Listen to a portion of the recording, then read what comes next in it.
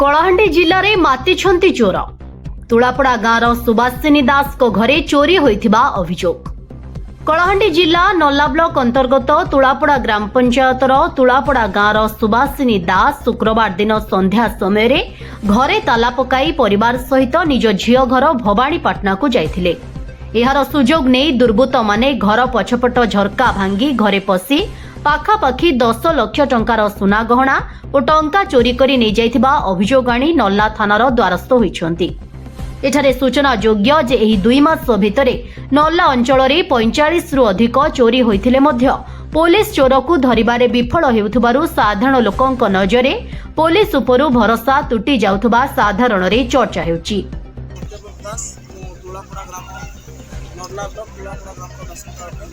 गत शुक्रवार सन्धार आम पूजा थी भवानीपाटना जाइए मो बड़ भूमि घर को आज 9टार घर को आसला बेले आम देखी कि आम घर पछआड़े झरका ताड़ी सब चोर पशिकी 1 लक्ष सुना गहना सब चोरी कर 10 लाख टका हाराहारी चोरी कर